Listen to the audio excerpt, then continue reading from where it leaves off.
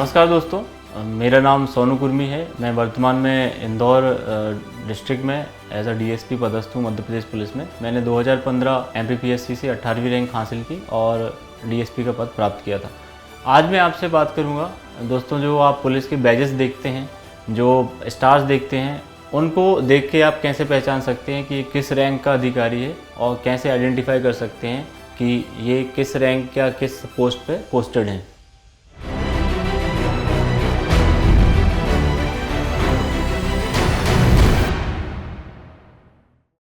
सबसे लोअर जो रैंक रहती है पुलिस में, किसी भी पुलिस महकमे का जो नींव होती है वो कांस्टेबल्स होते हैं। कांस्टेबल के आप जो देखेंगे उसकी कोई भी बैज नहीं होता है, उसकी जो पट्टी होती है वो खाली होती है और ना ही कोई जो है पट्टी होती है।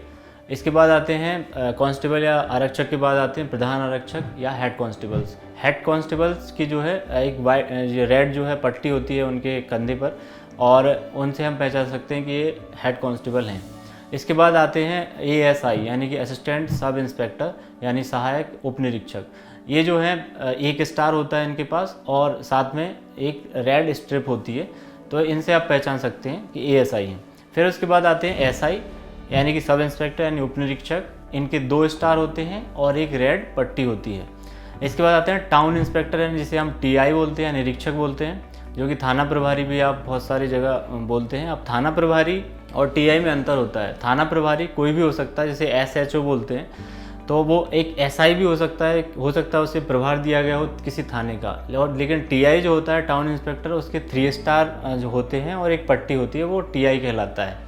और निरीक्षक के बाद जो पोस्ट आती है वो होती है गजेटेड ऑफिसर्स की पोस्ट, और वो होती है सबसे पहले डीएसपी की, जिसे हम डिप्टी सुपरिटेंडेंट ऑफ पुलिस यानी उप पुलिस अधीक्षक बोलते हैं। बहुत सारे लोगों को कन्फ्यूजन होता है डीएसपी, सीएसपी और एसडीओपी में।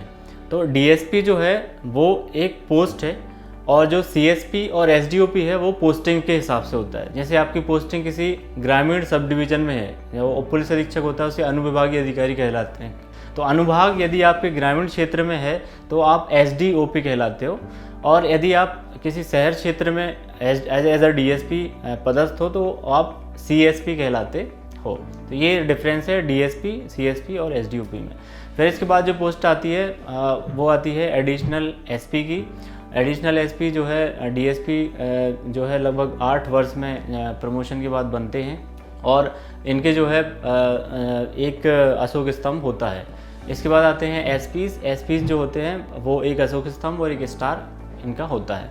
अब इनको डीएसपी जो एडिशनल एसपी और एसपी होते हैं उनको जो हमारा कमिश्नरी सिस्टम है उसमें डीएसपी को एसीपी बोलते हैं, और जो एसपीज होते हैं उनको डीसीपी बोलते हैं, और जो एडिशनल के लेवल पर रहते हैं असिस्टेंट डीसीपी बोलते हैं। तो ये अलग जो है कमिश्नरी में उनके नाम और डेजिग्नेशन होता है। फिर आते हैं इसके बाद एसपी के बाद आते हैं एसएसपी यानी जो सीनियर एसपी होते हैं वो एसएसपी कहलाते हैं। उनके 2 स्टार रहते हैं और एक अशोक स्तंभ होता है। इसके बाद जो हाई पोस्ट आती है वो आती है डीआईजी की, जो कि पुलिस उप महानिरीक्षक होते हैं। इनको हिंदी में कहा जाता है पुलिस उप महानिरीक्षक, जिनके पास एक रेंज होती है कुछ जिलों की, 3 या 4 जिलों की रेंज होती है, और इनके जो है 3 स्टार होते हैं और एक अशोक स्तंभ होता है। डीआईजी या पुलिस उप महानिरीक्षक के बाद जो पोस्ट आती है दोस्तों वो आती है आईजी की या इंस्पेक्टर जनरल ऑफ पुलिस, जिन्हें पुलिस महानिरीक्षक बोलते हैं। इनके पास एक रेंज होती है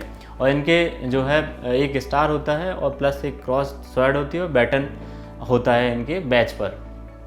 इसके बाद जो सबसे जो हायर पोस्ट होती है एडिशनल जो है एडीजी जिन्हें बोलते हैं, additional director general of police या डायरेक्टर जनरल ऑफ पुलिस की।